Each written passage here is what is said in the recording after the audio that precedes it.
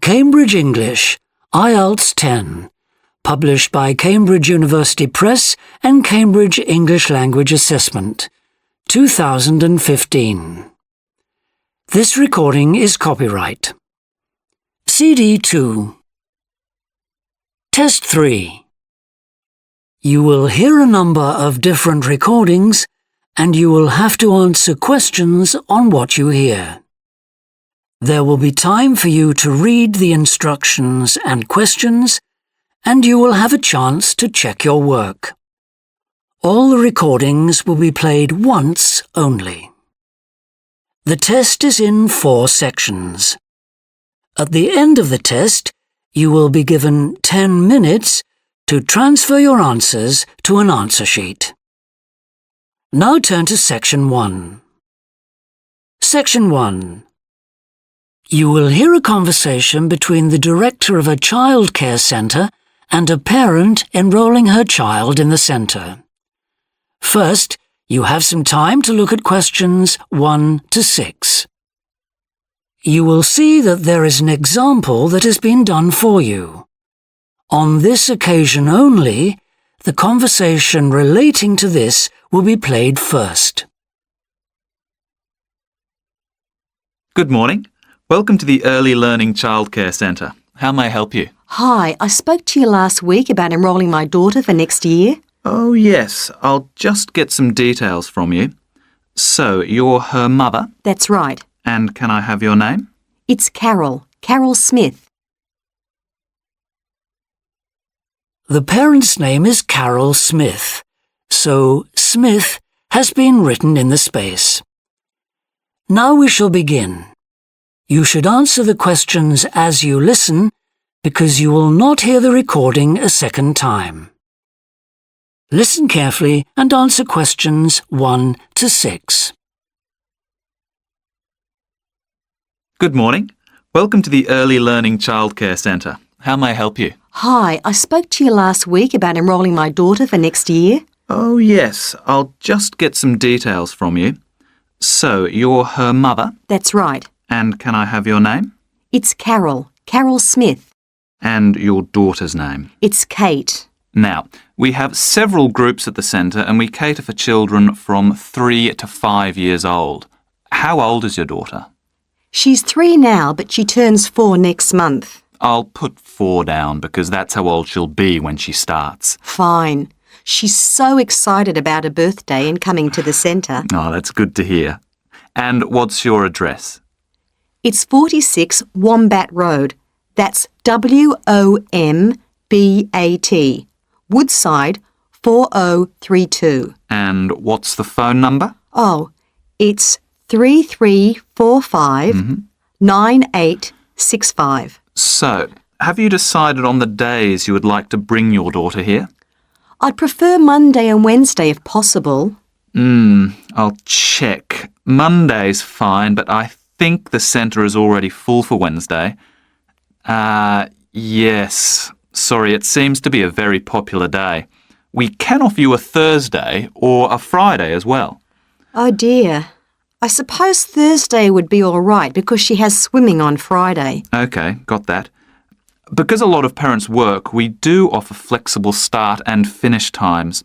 We're open from 7:30 in the morning until 6 o'clock at night.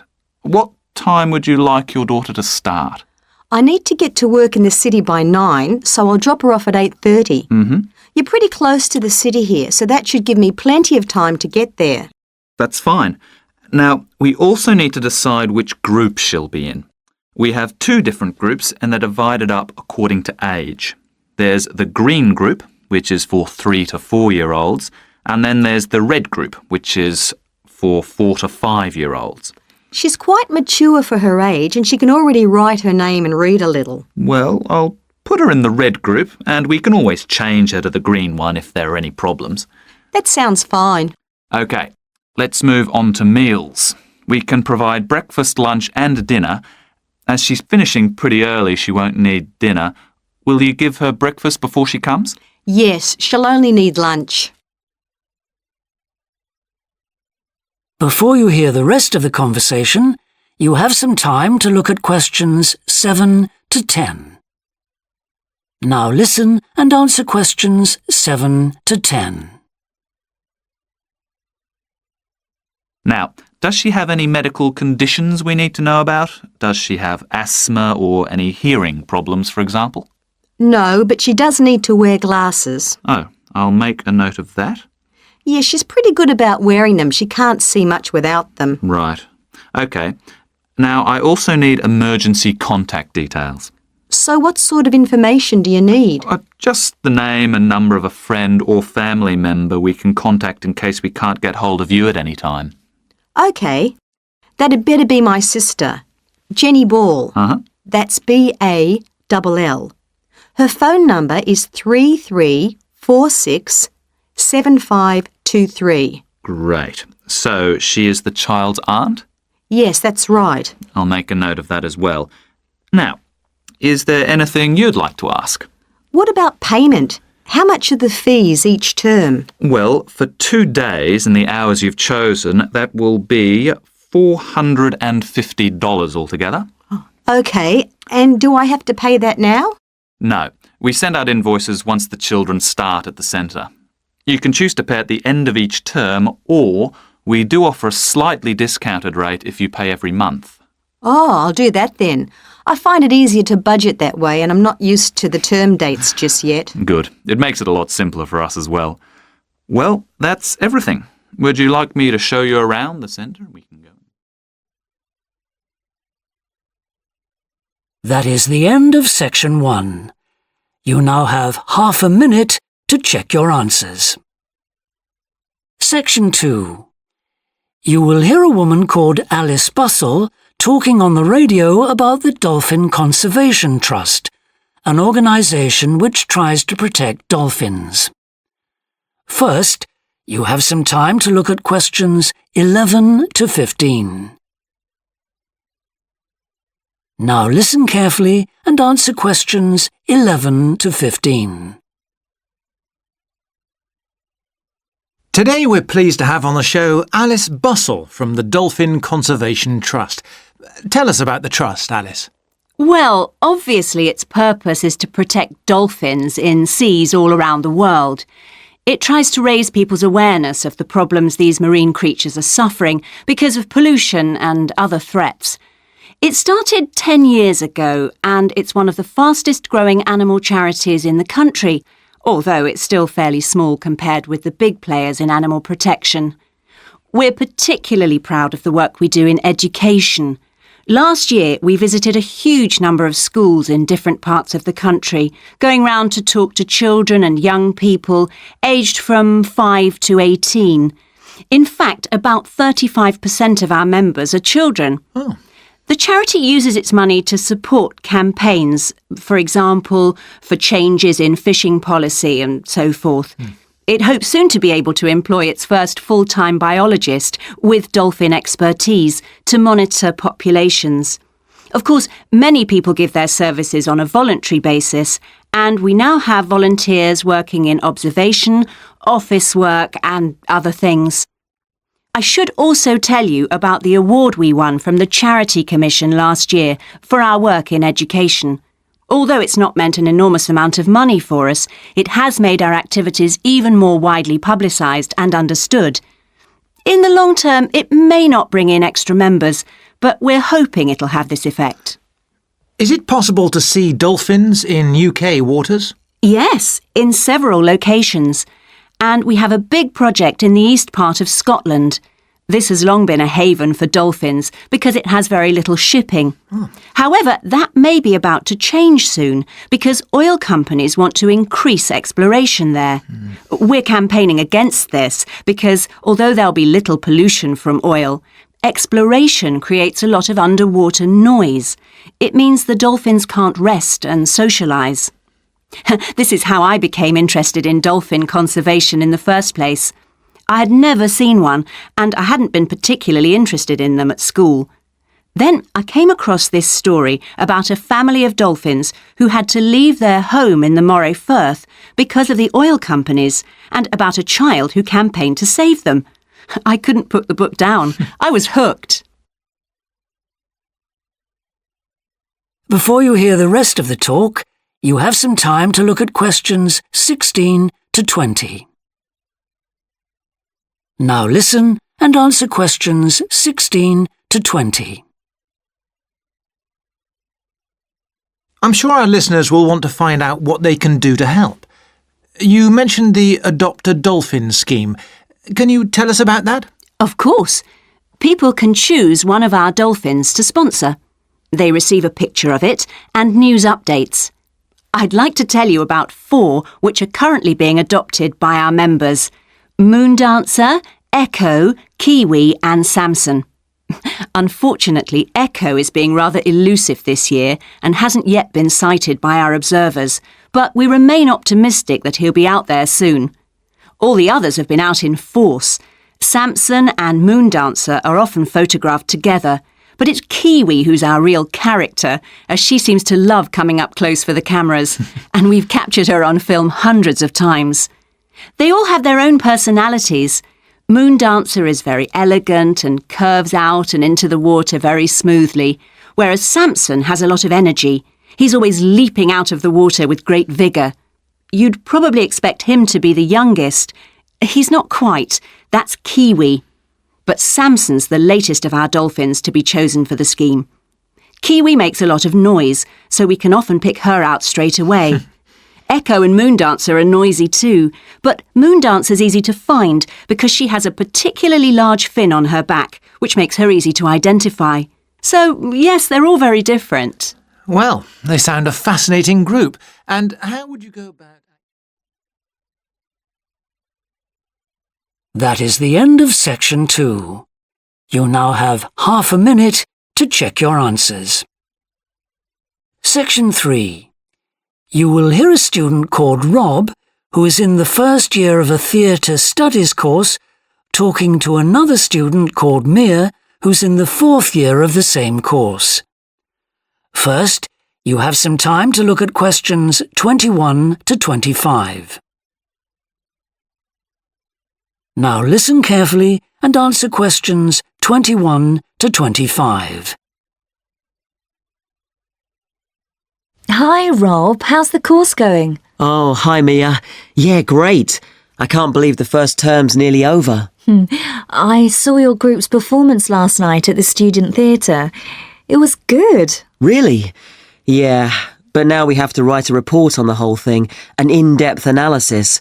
I don't know where to start. Like, I have to write about the role I played, the doctor, how I developed the character. Well, what was your starting point? My grandfather was a doctor before he retired, and I just based it on him. OK, but how? Did you talk to him about it? He must have all sorts of stories, but he never says much about his work, even now. He has a sort of authority, though. So, how did you manage to capture that? I'd visualise what he must have been like in the past when he was sitting in his consulting room listening to his patients. OK, so that's what you explain in your report. Right. Then there's the issue of atmosphere. So in the first scene we needed to know how boring life was in the doctor's village in the 1950s. So when the curtain went up on the first scene in the waiting room, there was that long silence before anyone spoke. And then people kept saying the same thing over and over, like, cold, isn't it? Yes, and everyone wore grey and brown and just sat in a row. Yes, all those details of the production. And I have to analyse how I functioned in the group, what I found out about myself. I know I was so frustrated at times when we couldn't agree. Yes. So did one person emerge as the leader? Sophia did. That was okay. She helped us work out exactly what to do for the production, and that made me feel better, I suppose. When you understood what needed doing? Yes. And Sophia did some research too. That was useful in developing our approach. Like what? Well, she found these articles from the 1950s about how relationships between children and their parents, or between the public and people like bank managers or the police, were shifting. Interesting. And did you have any practical problems to overcome? Well, In the final rehearsal, everything was going fine until the last scene. That's where the doctor's first patient appears on stage on his own. The one in the wheelchair. Yes, and he had this really long speech with the stage all dark except for one spotlight. And then that stuck somehow, so it was shining on the wrong side of the stage. But anyway, we got that fixed, thank goodness. Yes, it was fine on the night.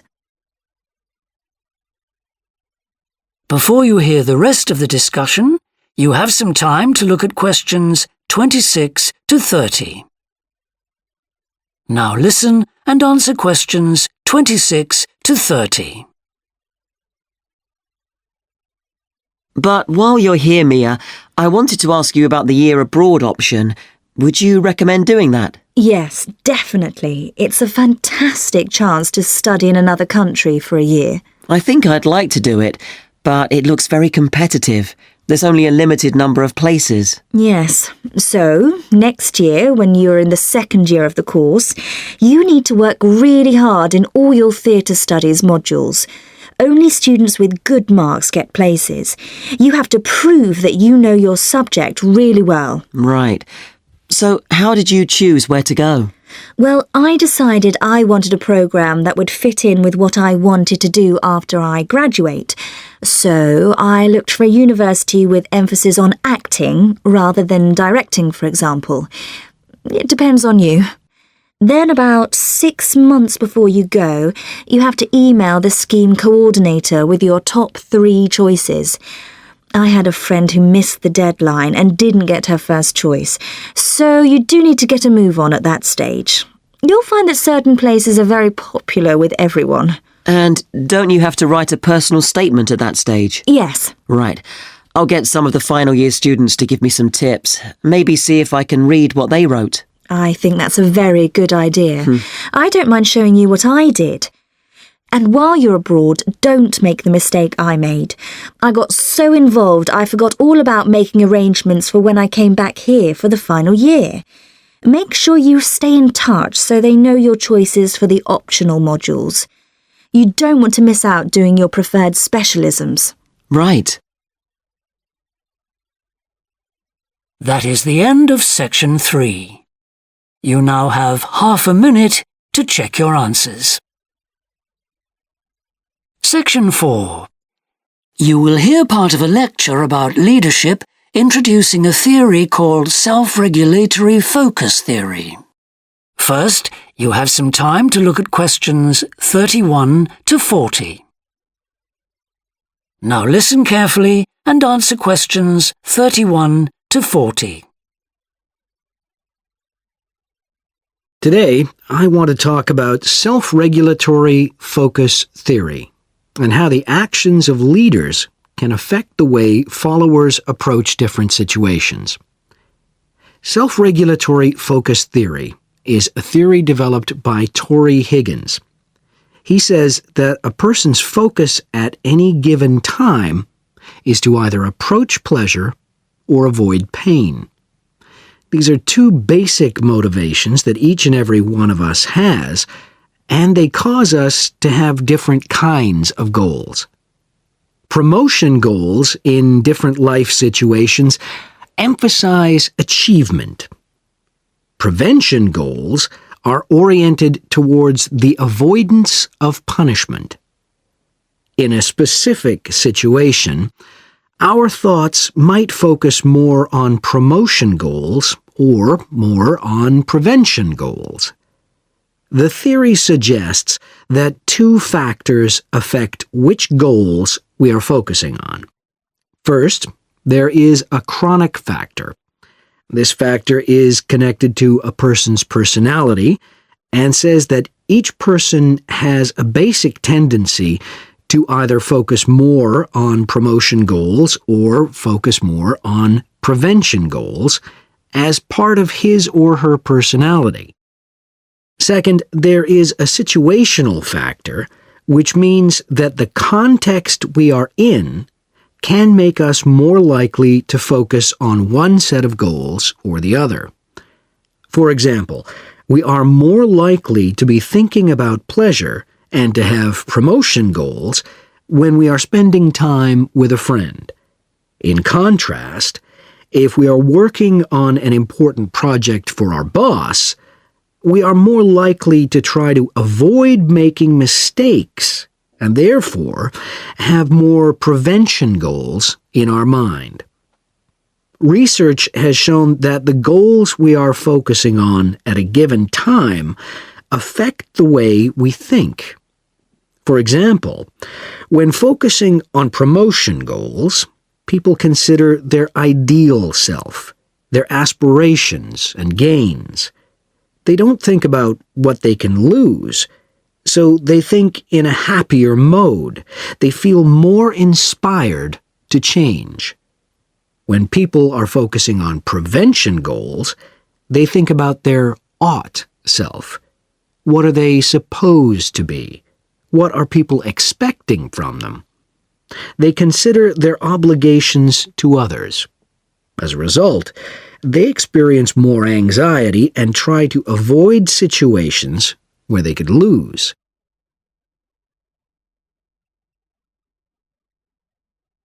Now that I have talked about the two focuses and how they affect people, I want to look at the idea that the way leaders behave, or their style of leading, can affect the focus that followers adopt in a specific situation.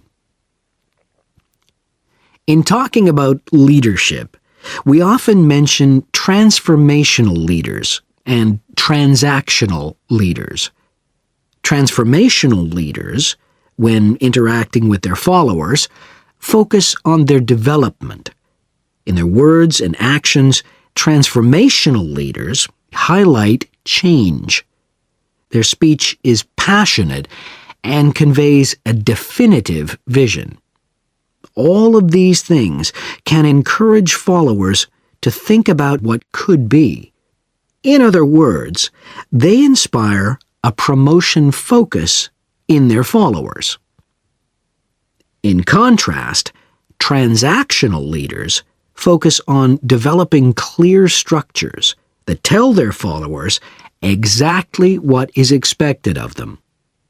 While they do explain the rewards people will get for following orders, they emphasize more how a follower will be punished, or that a follower won't get rewarded if his or her behavior doesn't change. In short, they emphasize the consequences of making a mistake. This emphasis will clearly lead followers to focus on avoiding punishment and problems. This is clearly a prevention focus. In conclusion, it is important to understand that one focus is not necessarily better than the other one. For a designer who works in a field where a lot of innovation is needed, a promotion focus is probably better. In contrast, a prevention focus, which causes people to work more cautiously and produce higher quality work, might be very appropriate for a job like a surgeon, for example. The main point of the research, though, is that the actions of leaders can greatly influence whether people approach a situation with more of a promotion focus or more of a prevention focus. That is the end of section 4. You now have half a minute to check your answers. That is the end of the listening test. In the IELTS test, you would now have 10 minutes to transfer your answers to the answer sheet. Test 4. You will hear a number of different recordings and you will have to answer questions on what you hear. There will be time for you to read the instructions and questions, and you will have a chance to check your work.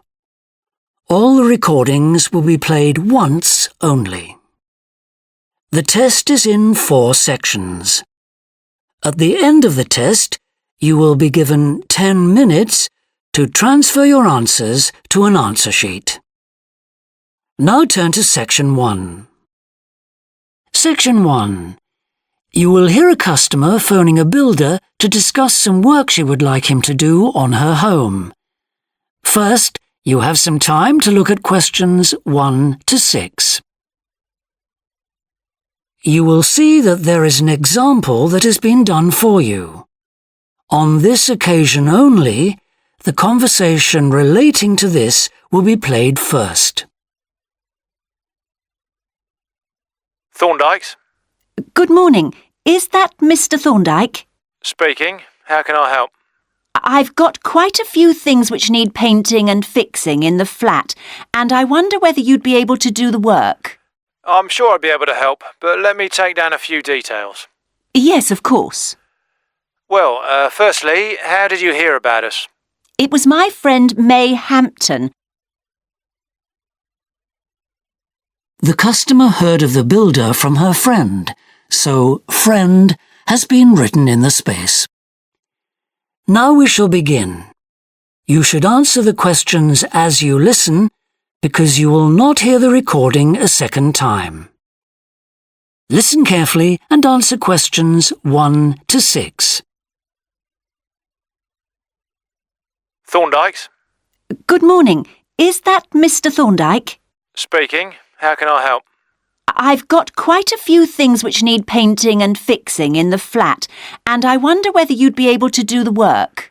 I'm sure I'd be able to help, but let me take down a few details. Yes, of course. Well, firstly, how did you hear about us? It was my friend May Hampton. You did some excellent work for her a couple of years ago. Do you remember? Oh, yes. That was in West Park Flats. Lovely lady. Yes, she is. And what's your name, please? It's Edith Pargeter. Edith. Can you spell your surname, please? It's Pargeter. Double T, right. And do you live in West Park Flats as well? No, actually, it's East Park, flat 4. Oh, right. That's over the road, I seem to remember. Quite difficult to get to. Yes, it's at the back of the library. Right, I know. And what's your phone number? 875-934, but I'm out a great deal in the afternoons and evenings. So, would the best time to ring you be in the morning? Yes. Fine, I've made a note of that.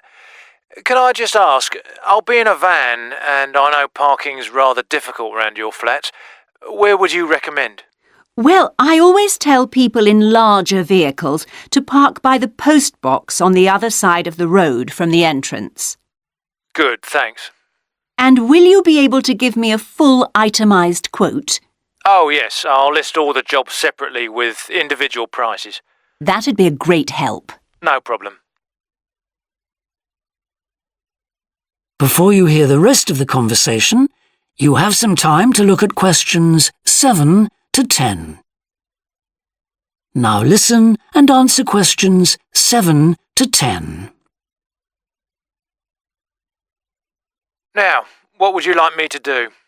Firstly, and most urgently, is in the kitchen. With all the weather damage, the glass in the door has cracked and I'd need that fixing. I presume you mean replacing? Oh, yes, and as soon as possible. What I'll do is come round tomorrow morning and do that immediately. Oh, thank you so much. The other things aren't so urgent, but... Now, I'll make a note of everything you want doing. Well, in the kitchen, I'd like some painting doing. All the kitchen walls? Just the area over the cooker. It's very greasy. Right, it does tend to get that way. Yes. Well, if you want a proper job done, what I'd need to do is strip the old paint and plaster it about a week before I paint it. Of course. Now, May tells me you also do work in the garden. That's right. Well, I'd like you to replace a fence. Just one? Yes, at the far end. Fine, shouldn't be a problem. And that's the lot. Fine. Yeah, as I say, I can come round tomorrow morning to look over things with you. Well, that's great, thank you. So, I look forward to seeing you tomorrow at... That is the end of section 1. You now have half a minute to check your answers. Section 2. You will hear a recorded talk giving an introduction to the historical theme park of Manham Riverport in England. First, you have some time to look at questions 11 to 15. Now listen carefully and answer questions 11 to 15. Welcome to Manham Port, where 1,000 years of history are brought to life. All the family can enjoy a day out at Manham, visit our copper mine, see models of the machinery it used, have your photo taken in 19th century costume, experience at first hand how people lived at different stages throughout history, and especially how children studied, worked and played.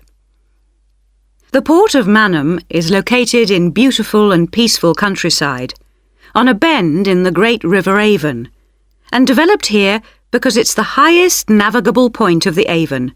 Boats can go no higher up this river, and proved a handy place to load and unload cargo to and from the sea, which is over 23 miles away. A small port was already established here when, about 900 years ago, tin was discovered nearby, though it wasn't until the Industrial Revolution, when a tremendous need for metals of all kinds developed, that Manham expanded to become one of the busiest ports in the country.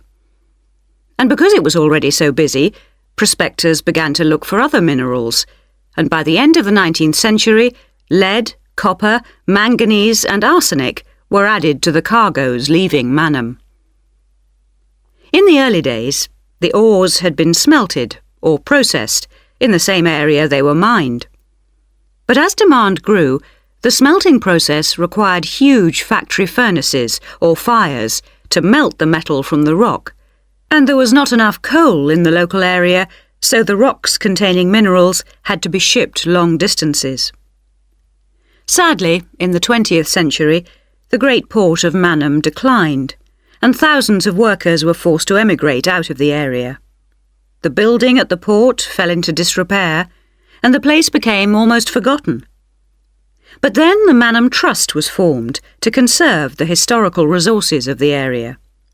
It organised scores of local volunteers to remove undergrowth to find the original outlines of the installations.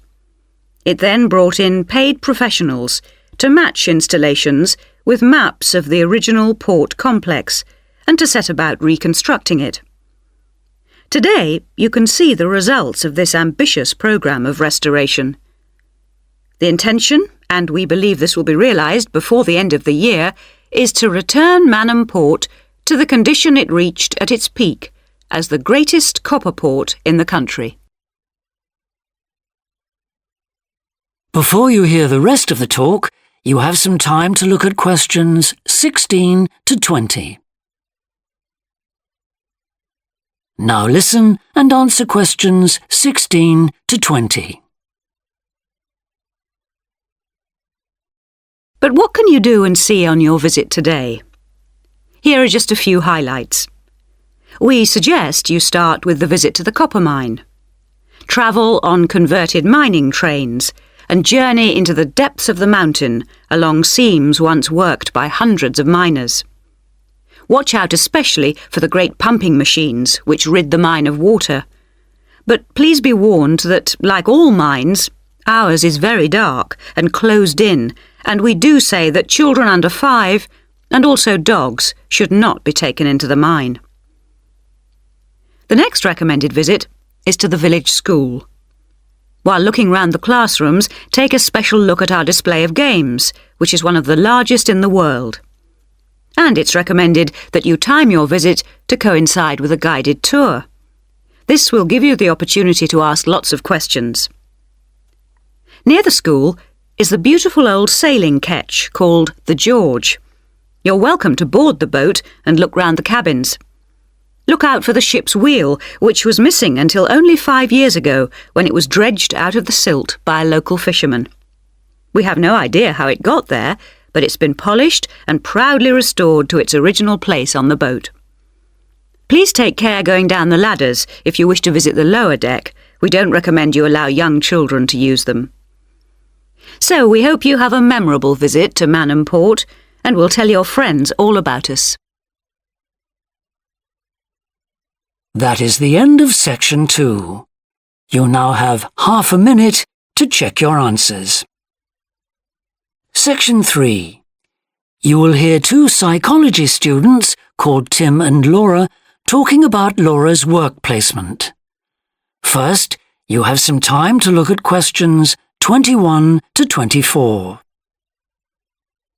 Now listen carefully and answer questions 21 to 24.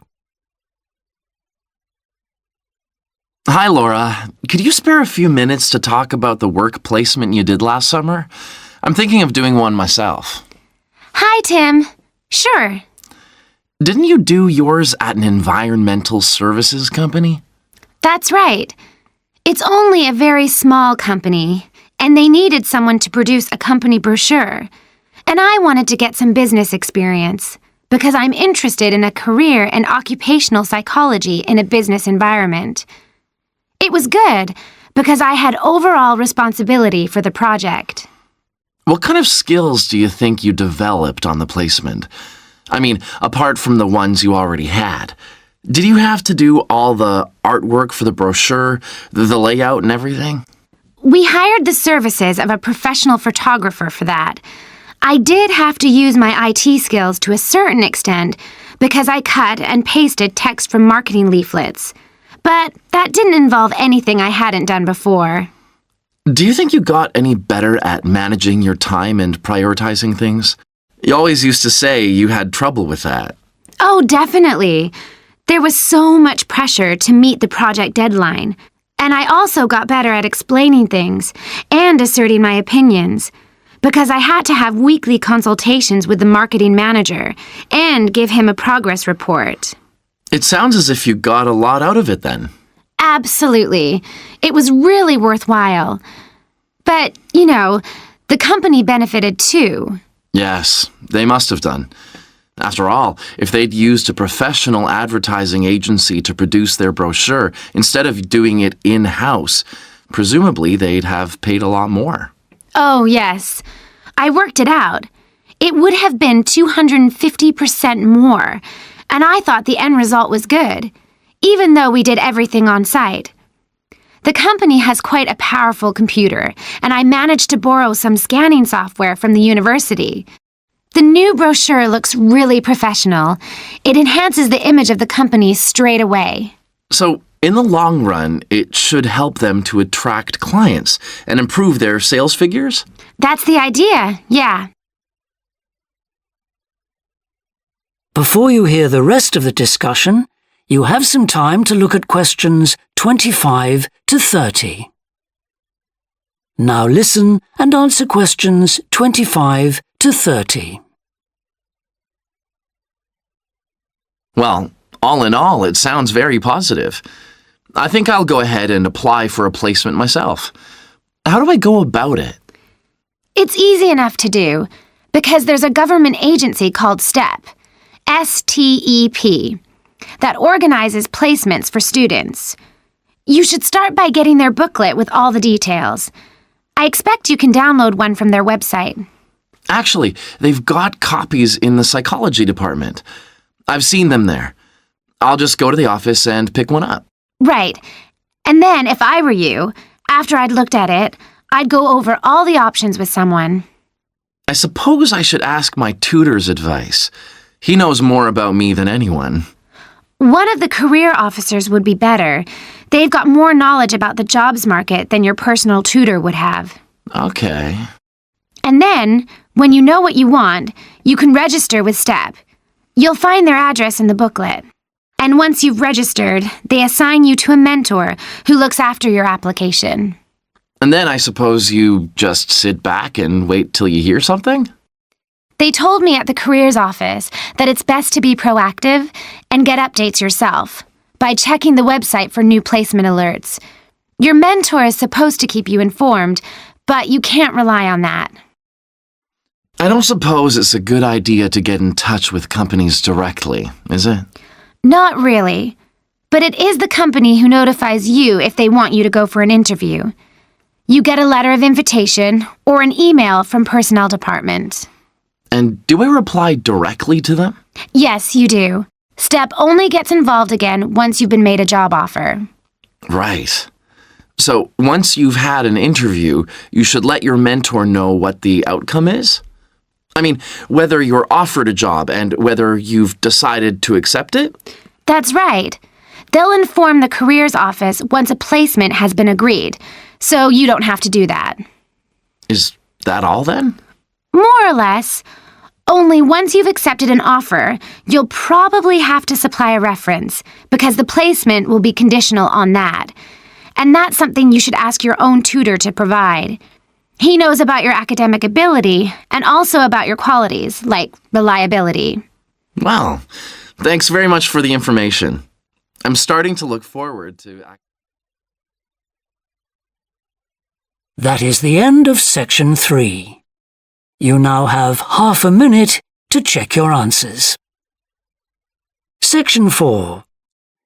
You will hear a woman talking to a group of first-year science undergraduates about the developing science of nanotechnology. First, you have some time to look at questions 31 to 40. Now listen carefully and answer questions 31 to 40. Today we're going to look at an important area of science, namely nanotechnology. So, what is it? Nano means tiny, so it's science and engineering on the scale of atoms and molecules. The idea is that by controlling and rearranging atoms, you can literally create anything. However, as we'll see, the science of the small has some big implications, affecting us in many ways. There's no doubt that nanotechnology promises so much for civilization. However, all new technologies have their teething problems. And with nanotechnology, society often gets the wrong idea about its capabilities. Numerous science fiction books and movies have raised people's fears about nanotechnology, with scenarios such as inserting little nanorobots into your body that monitor everything you do without you realizing it, or self-replicating nanorobots that eventually take over the world. So, how do we safeguard such a potentially powerful technology? Some scientists recommend that nanoparticles be treated as new chemicals, with separate safety tests and clear labelling. They believe that greater care should also be taken with nanoparticles in laboratories and factories. Others have called for a withdrawal of new nanoproducts, such as cosmetics, and a temporary halt to many kinds of nanotech research. But as far as I'm concerned, there's a need to plough ahead with the discoveries and applications of nanotechnology. I really believe that most scientists would welcome a way to guard against unethical uses of such technology. We can't go around thinking that all innovation is bad, all advancement is bad. As with the debate about any new technology, it is how you use it that's important. So, let's look at some of its possible uses.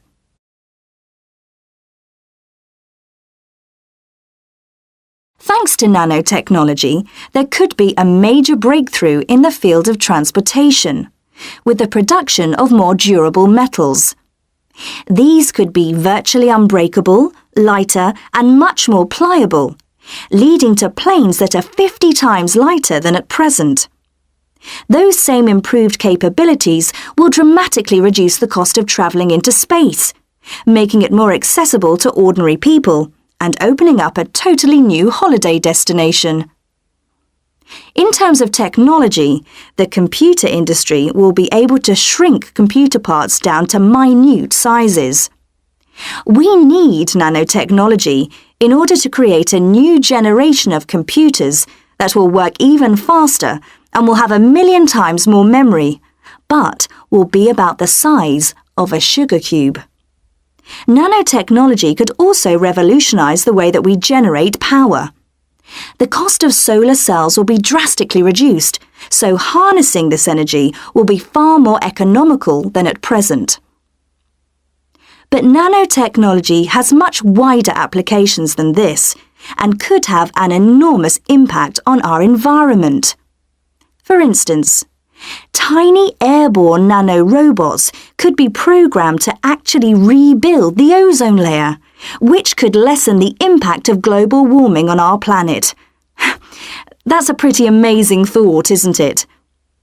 On a more local scale, this new technology could help with the cleanup of environmental disasters, as nanotechnology will allow us to remove oil and other contaminants from the water far more effectively. And if nanotechnology progresses as expected, as a sort of building block set of about 90 atoms, then you could build anything you wanted from the bottom up. In terms of production, this means that you only use what you need, and so there wouldn't be any waste.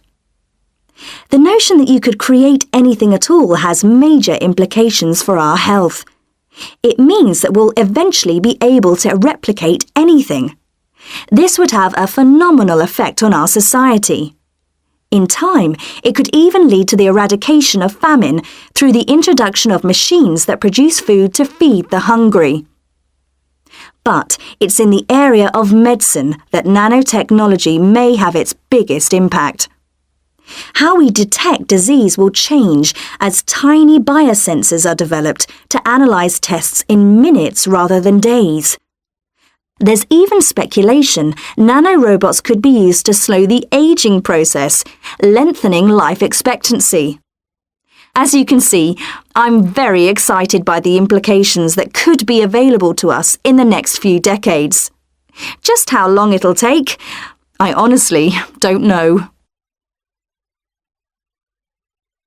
That is the end of section 4. You now have half a minute to check your answers.